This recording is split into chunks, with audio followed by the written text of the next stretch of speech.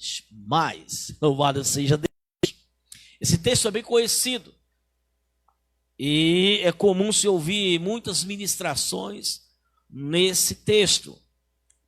E desse texto nós podemos tirar várias vertentes, várias mensagens. Nós podemos a incredulidade da liderança religiosa ou da rebeldia em rejeitarem Jesus, quererem, através de astúcia, de emboscada, tentar pegar Jesus em alguma ação ou em alguma resposta que eles pudessem considerar crime ou pecado para acusá-lo e sequentemente condená-lo. Nós poderíamos aqui explorar a injustiça do julgamento dos judeus, e aqui estavam autoridades religiosas, eram, como a Bíblia diz, os escribas, eram os mestres, eram os teólogos, e também os juízes ali de cunho religioso, e juízes que julgavam acerca das leis de Israel, o povo em seus atos. E nós poderíamos explorar a injustiça deles, não ao trazer simplesmente a mulher e apresentar a culpa da mulher, porque a mulher era culpada, mas ao afirmarem que a mulher foi pega no ato do adultério, no ato adulterano, então ela foi. Eles estavam afirmando que flagraram aquela mulher praticando o ilícito, um adultério. Então tinha um homem e eles trouxeram sua mulher. Para serem justos, deveriam ter trazido também o homem que estava cometendo o mesmo pecado. Porque é impossível o pecado do adultério ser cometido só. Ser cometido só em termos físicos, a não ser que seja no pensamento, porque Jesus disse que aquele que pensa, que cobiça uma mulher que não é a sua, ele no pensamento tem o seu adultério. Mas aqui ele estava falando do ato, do flagrante. E se era um ato em flagrante, haveria ali o homem se relacionando com a mulher. Então nós poderíamos explorar essa injustiça daqueles que se diziam diretamente punir, sem dar uma chance do arrependimento, da correção. Mas nós vamos deixar de lado a questão desses líderes religiosos. Lemos o texto todo falando, ou lendo a parte que eles trouxeram a mulher e apresentaram a mulher ao Senhor Jesus, e a Bíblia diz aqui que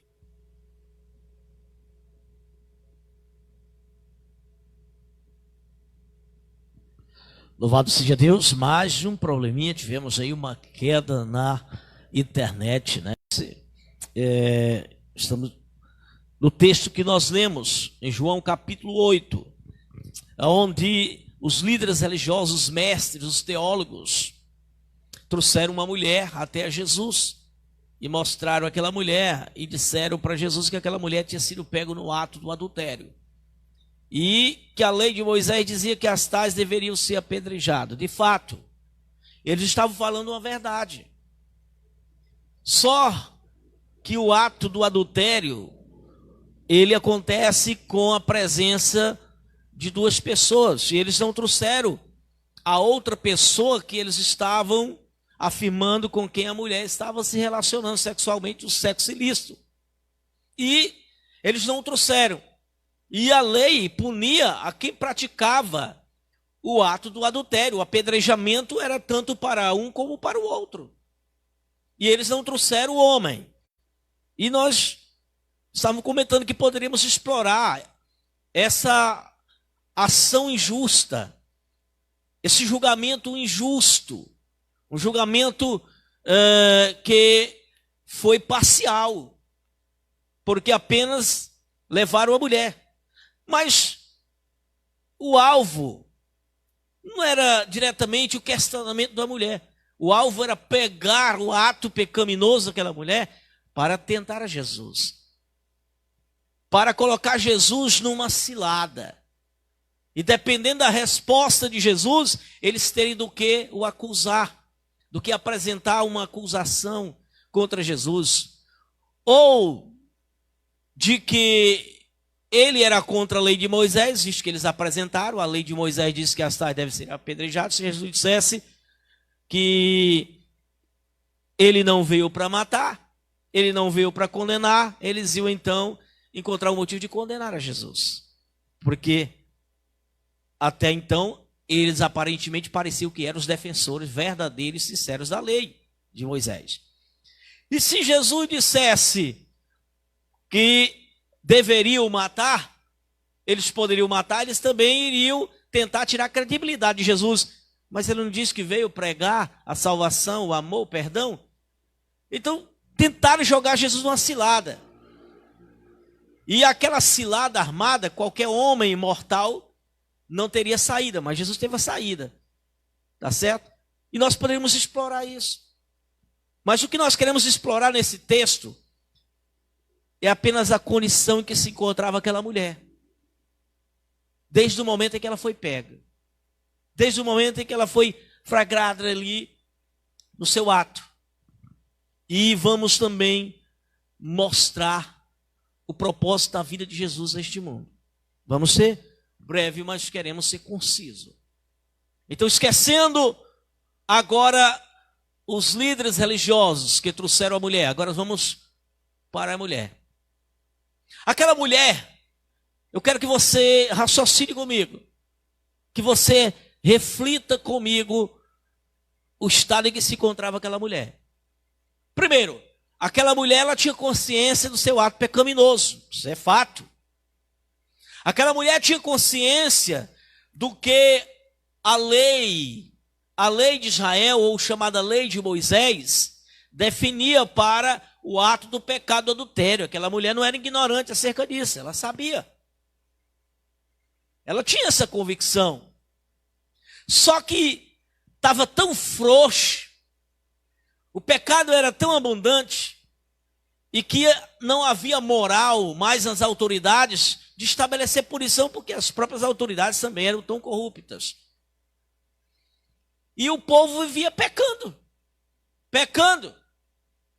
O que acontecia com as mulheres que pecavam, elas apenas ficavam discriminadas, abandonadas, rejeitadas, odiadas. E passavam a ser isoladas. Uma mulher que prostituía, uma mulher que praticava adultério, então ela era odiada pelas que não praticavam o adultério. Pelas supostas famílias mais sérias e organizadas. E essa mulher, ela era mal vista e havia um esforço para que não houvesse contato com as mesmas, as mulheres que viviam o ato do pecado do sexo ilícito, principalmente do adultério, porque as mulheres casadas passavam a odiar a adúltera, por ser uma ameaça aos seus matrimônios, por ser uma ameaça ao relacionamento conjugal legítimo. Claro que elas eram odiadas. Porém, agora imagine essa mulher sabendo disso, mas pecando. De repente ela é surpreendida quando ela está no ato do seu pecado com um outro homem que não é seu marido, que é marido de alguém. E no momento que ela é surpreendida por autoridades, por líderes religiosos, pelos escribas, por um grupo de homens que são ligados à religião e que, ao abordarem, já pegam aquela mulher, dominam aquela mulher e com seus sentimentos de fúria e de ódio por aquela mulher, eles elaboram um plano de levar aquela mulher agora para tentar Jesus, para tentarem, com o ato pecaminoso daquela mulher, levar até Jesus e colocar o estado em que encontraram aquela mulher, que era um estado merecedor de uma punição dentro da lei de Israel. E foi o que eles fizeram. Agora imagine como aquela mulher começou a se sentir. Aquela mulher, como é que ela está agora, psicológica e emocionalmente? Quando aqueles homens com fúria já pegam aquela mulher e saem arrastando, e não com carinho, e não com doçura, mas para levar até Jesus e levantar o questionamento do ato pecaminoso, merecedor de uma punição, de uma morte, de uma pena de morte por apedrejamento. Você já pode imaginar como que agora está aquela mulher?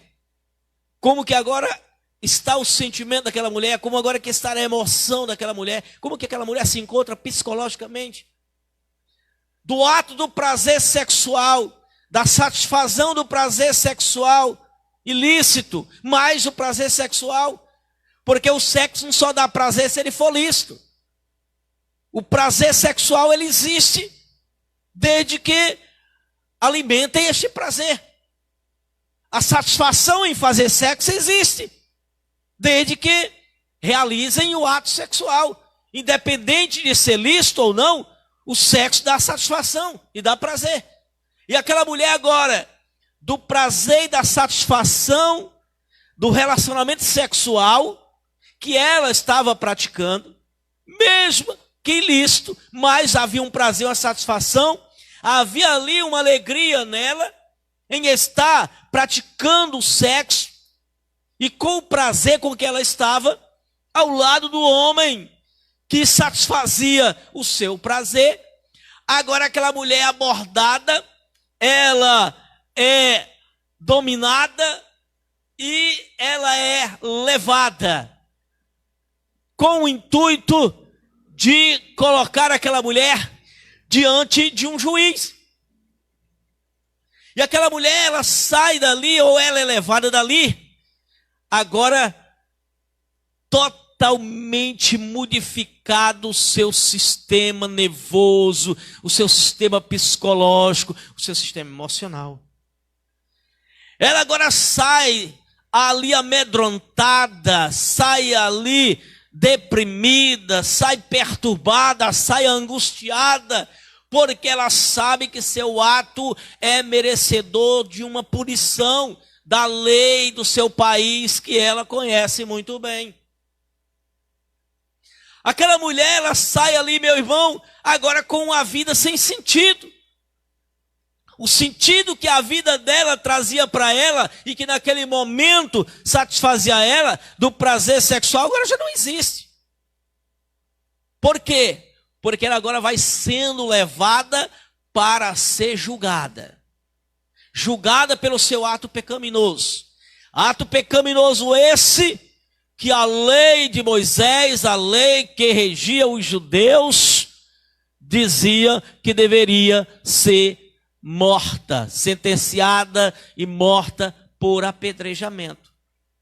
E aquela mulher sai certa de que ela vai ser punida.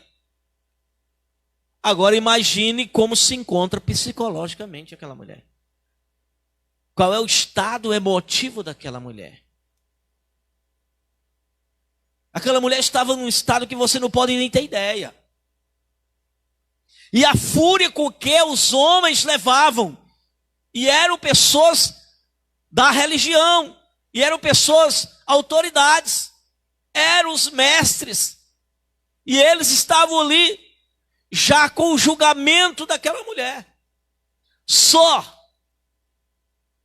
que aquela mulher, mesmo que no seu ato pecaminoso merecedor da morte, ela foi agraciada, ela se tornou uma mulher feliz,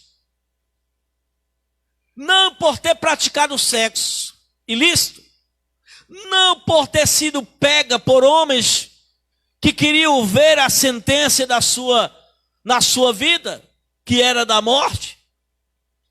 Mas aquela mulher se tornou uma mulher feliz, uma mulher abençoada. Quando aqueles homens decidiram levar aquela mulher a um juiz justo. A um juiz justo. Se tivesse levado para os juízes de Israel mesmo, os juízes que eram responsáveis para julgar essas causas, e não tivesse levado até Jesus, aquela mulher, ela teria recebido a punição. Aquela mulher, ela teria recebido a punição que a lei estabelecia para ela. Mesmo que os judeus até então não tinham o direito de decidir diretamente sobre a pena de morte, mas eles fariam tudo para receber o apoio da lei romana para penalizar aquela mulher. E eles levaram, e ao passo em que eles vão do trajeto de onde pegaram aquela mulher no ato do adultério até onde estava Jesus, lá no templo. Olha para onde levaram a mulher. Eles não queriam aquela mulher no templo, nem um tipo de pessoas que eles consideravam pecadores abomináveis. Eles não queriam no templo, mas eles levam a mulher para o templo, porque lá no templo está Jesus. E o alvo é encontrar uma falha no julgamento de Jesus. O alvo é pegar Jesus em uma falha na sua declaração, na sua informação ou na sua decisão. E eles trouxeram. E eram vários homens da elite religiosa de Israel. E a Bíblia diz que quando eles trouxeram aquela mulher, levaram-a justamente até Jesus. Para aquela mulher, até então, ela não tinha noção de que ela estava sendo agraciada. Ela ainda não tinha noção de como ela seria feliz. Para quem eles estavam levando ela. Como ela seria agraciada com um amor extraordinário. Ela não tinha ideia. Ela ia desesperada. E quando trouxeram aquela mulher, apresentaram a Jesus, lançaram aquela mulher aos pés de Jesus, jogaram aquela mulher. E aquela mulher esperava a sua sentença, a sua punição. Aquela mulher nunca esperou piedade e misericórdia. Porque desde que pegaram até o momento que conduziram ela até onde estava Jesus, ela sentia ódio, ela sentia fúria, ela sentia desprezo, ela sentia discriminação, ela sentia abandono, ela sentia desvalorizada, ela sentia humilhada. O próprio pecado dela já detonava com ela. E aqueles que a julgavam ainda pioravam a situação. Porque não havia ali uma palavra de bondade, uma palavra de misericórdia. Muito pelo contrário. Agora imagine no percurso, aquela mulher ouvindo palavras brutais contra ela, acusações grosseiras, o comentário entre eles sobre o estado dela, qual seria o final dela. Que o final da vida dela estava ali decretado naquele dia. Amados, e os homens esperavam Jesus para não ser contra a lei de Moisés, que era o que eles iam apresentar. A lei de Moisés diz isso, foi o que eles fizeram. Ele vai mandar matar. Ele vai mandar matar. E aquela mulher vai ser morta. E eles iam comentando isso, aquela mulher ia ouvindo sobre a sua possível sentença. Agora imagine o estado psicológico, estado emocional daquela mulher. Amados, aquela mulher estava no desespero tão grande. Aquela mulher caiu num choque depressivo de uma forma instantânea. Mas ao jogarem aquela mulher ali aos pés de Jesus, não sabia ele que ao cair alguém aos pés de Jesus, a história da pessoa faz é mudar. Quando alguém cai aos pés de Jesus, meu querido, a história muda. A pessoa passa da morte para a vida, passa do desespero, da aflição, da angústia para a alegria e a verdadeira felicidade. A pessoa passa do estado da condenação para o estado da salvação.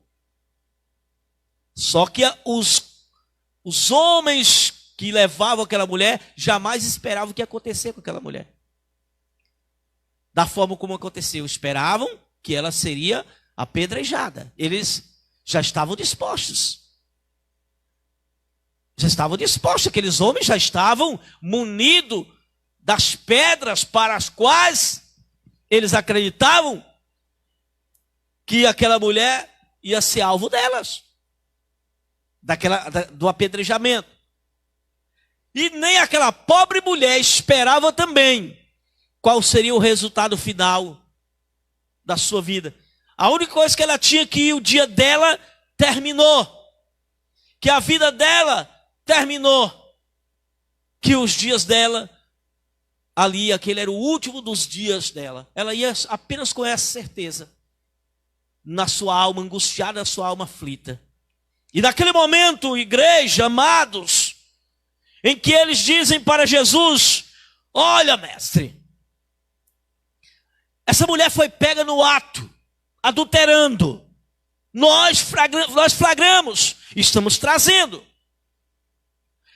Antes deles perguntar a Jesus o que é que ele tinha para dizer, qual era a decisão dele, qual era a posição dele, antes disso, eles apresentam o que diz a lei de Moisés.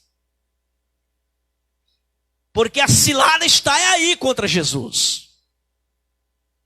Eles apresentaram o que de fato dizia a lei de Moisés em relação ao ato, aquele ato pecaminoso. E é usada a lei de Moisés, mas a lei era de Deus. E eles apresentaram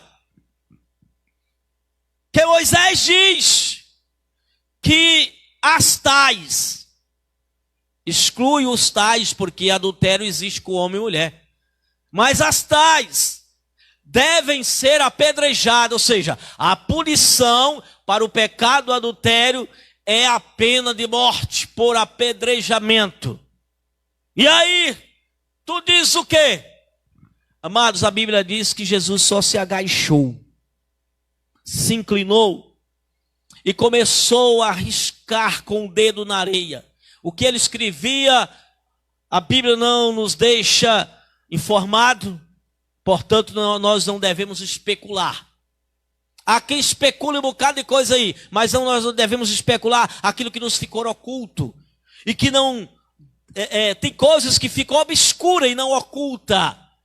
O que é obscuro pode ficar claro em outros textos, em outras passagens.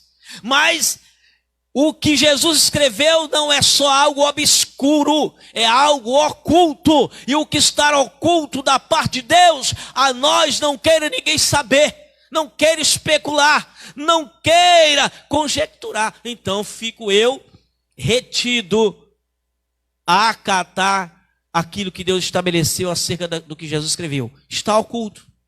Mas que ele escreveu alguma coisa, escreveu, porque a Bíblia diz que ele escreveu. Que ele escrevia com o dedo na terra, porque ele não estava dentro da nave do templo, ele estava no pátio, aonde era chão batido. E ele começou a escrever. E os homens continuavam pressionando. A lei de Moisés diz que tem que matar. E o que é que tu tem que dizer? Qual é a tua posição? E Jesus, ali vendo que eles persistiam tanto, e ele continuando escrevendo, a Bíblia diz que ele ergueu a sua cabeça em direção aos acusadores, e ele simplesmente responde: aquele dentre vós que não tiver pecado, seja o primeiro a lançar a pedra. Ou seja, dentro da lei havia, primeiramente, que ter testemunhas que comprovasse o ato do pecado.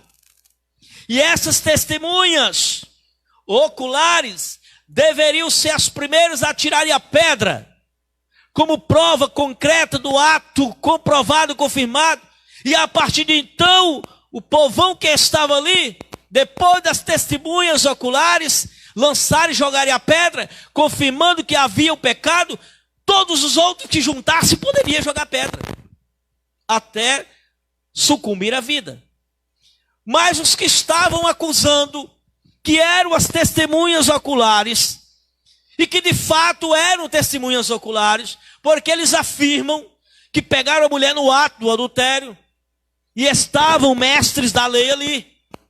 Quando Jesus diz, aquele dentre vós que não tiver pecado, seja o primeiro a lançar a pedra. Amados, depois a Bíblia diz que Jesus voltou a inclinar seu rosto em direção à terra e continuou escrevendo. Mais uma vez não diz o que Jesus estava escrevendo, está oculto. Mas enquanto Jesus estava, depois da resposta de Jesus, enquanto ele estava escrevendo, a consciência daqueles homens que trouxeram aquela mulher, que acusavam aquela mulher e que queriam encontrar uma falha em Jesus, que queriam encontrar algo em Cristo, através daquele ato que foi mais tentador contra Jesus do que mesmo um desejo maior de ver a mulher morta, embora quisesse ver aquela mulher morta, mas queriam ver aquela mulher morta por uma ordem de Jesus. E Jesus então responde, aquele dentre vós que não tiver pecado, seja o primeiro a tirar a pedra.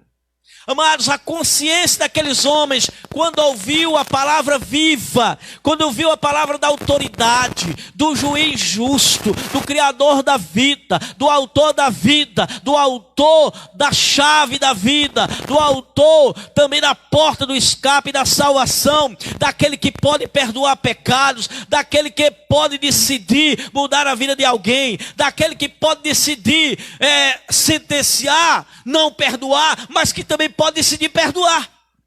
E foi o que Jesus fez. Naquele momento, a palavra que Jesus solta, quem não tiver pecado, seja o primeiro a tirar a pedra, essa palavra invade a alma, invade o coração, invade a consciência daqueles homens com uma colocação de um temor tão grande. E aqueles homens passam a temer. Naquele momento, aqueles homens passam a temer por suas próprias vidas. Porque na hora que Jesus fala, quem não tiver pecado, a consciência daqueles homens disparam. Todos tinham pecado. Quem não tiver pecado entre vós, seja o primeiro a tirar a pedra. Todos tinham pecado, e nunca foi uma imaginação do apóstolo Paulo, nunca foi apenas uma suposição de Paulo, que uma certa vez escrevendo aos Romanos, ele diz, porque todos pecaram e destituídos foram da glória de Deus. Ele foi revelado que toda a humanidade pecou. Paulo sabia que toda a humanidade tinha pecado. E aqueles homens receberam a mesma consciência.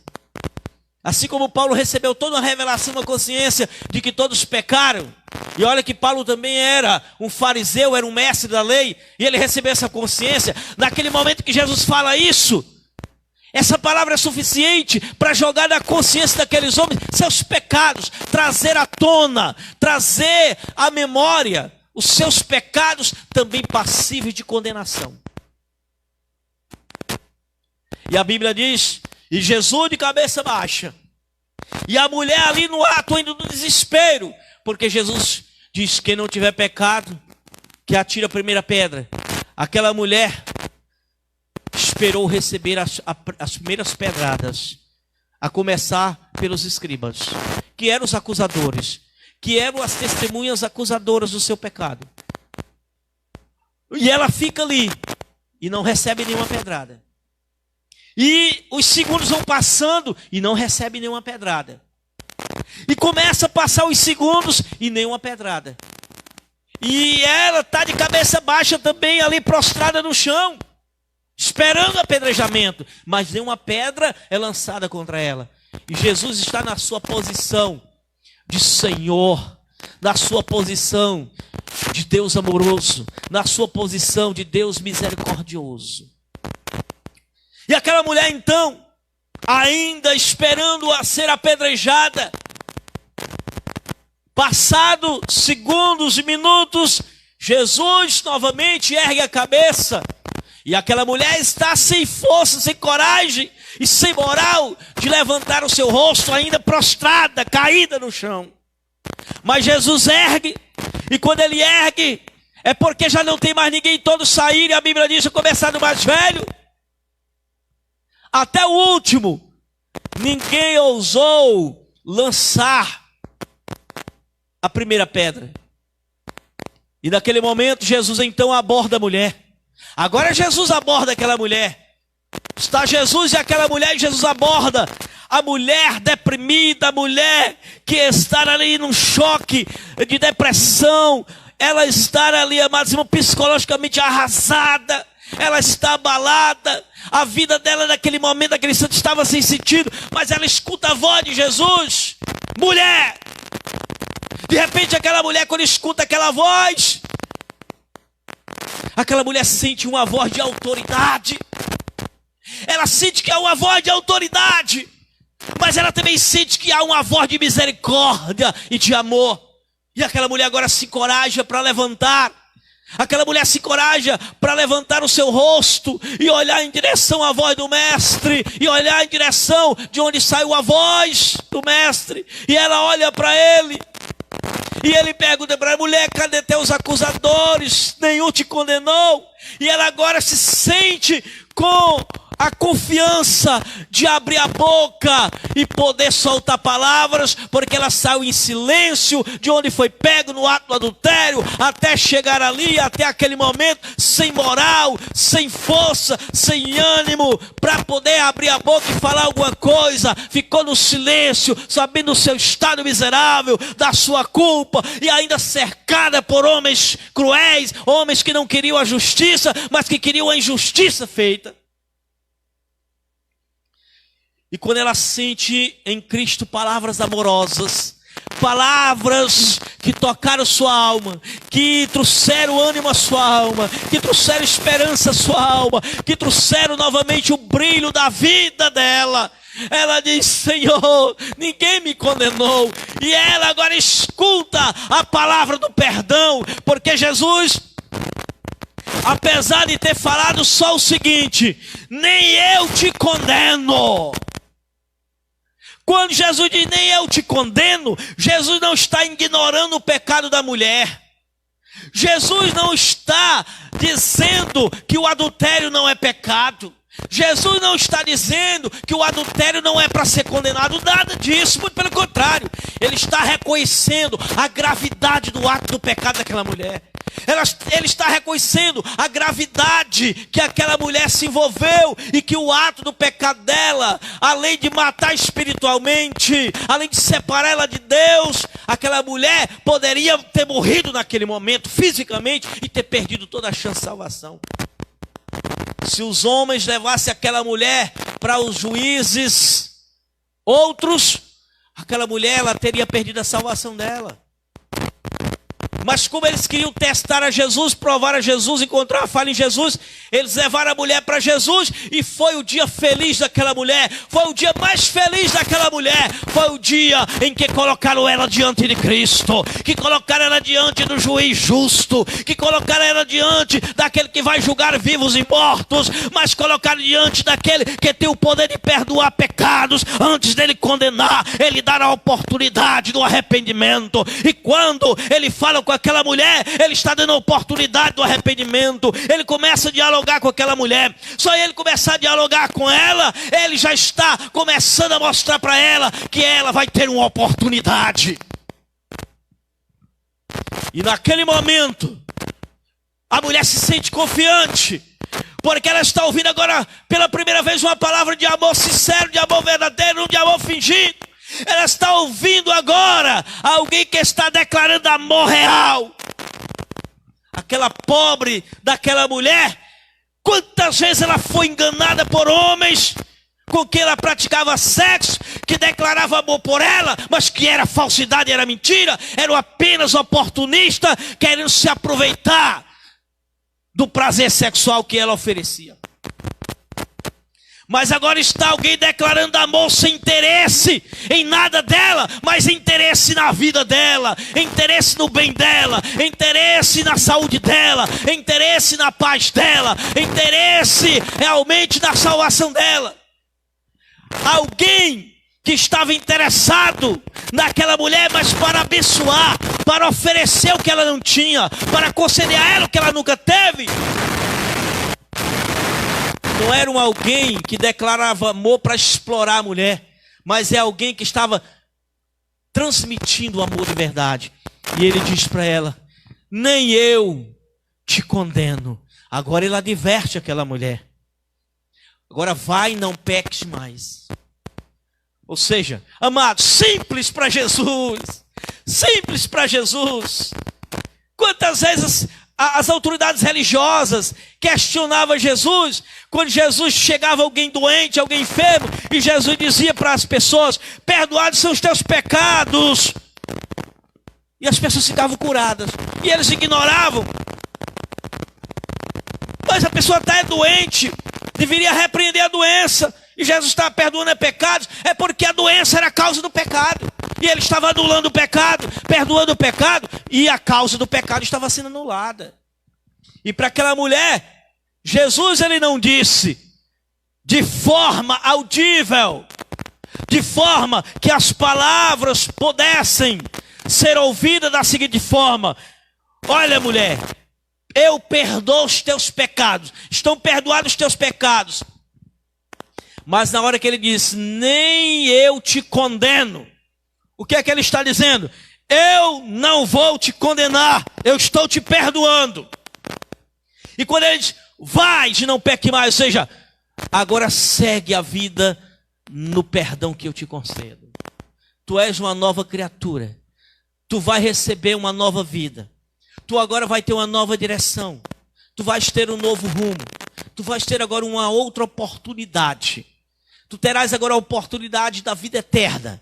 E vai ter a oportunidade de testemunhar a transformação da tua vida ainda aqui na terra. Quando Jesus diz: vai e não peque mais, ou seja, testemunha a transformação da tua vida, testemunha a libertação da tua vida, testemunha que tu és uma nova criatura, que tu não é mais uma prostituta, que tu não é mais uma adúltera, que tu não é mais uma mulher que trai o marido nem que força outros homens a trair suas esposas. Tu agora vai ser uma nova criatura, vai ser uma mulher de Deus, tu vai ser uma mulher crente, tu vai ser alguém que vai ter a vida usada por mim para abençoar vidas. Tu és uma pessoa santificada. Agora não cai mais no laço do pecado. Vai seguir uma vida santificada. Meu querido, com isso eu quero dizer para você que Jesus resolveu o problema. Aquela mulher estava num ato depressivo. Aquela mulher, ela entrou num ato de desespero. Aquela mulher psicologicamente estava arrasada. Aquela mulher, ela estava certa de que a vida dela tinha acabado e que daquele dia em diante ela não teria mais condição de continuar a viver, porque ela nem teria mais prazer de viver, porque agora ela está deprimida, angustiada, abatida, psicologicamente arrasada. E como ainda ela sabia que poderia receber a condenação da punição através do apedrejamento.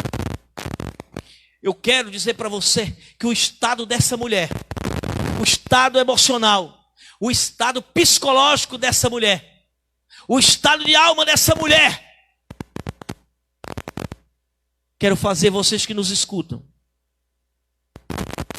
as pessoas que estão se abalando psicologicamente, emocionalmente, por causa dessa pandemia, por causa desse vírus, por causa desse Covid-19, o teu estado, anda é longe do estado que se encontrava essa mulher. Por que você se entrega a um estado de depressão, a um estado de angústia, a um estado psicológico arrasador da tua vida, por causa de uma simples enfermidade que não leva ninguém para o inferno, que não condena o inferno, que não lança no inferno? Por que se abala? Aquela mulher sim, porque o ato pecaminoso dela levava ao inferno, o ato pecaminoso dela era passível de uma punição e de uma punição eterna.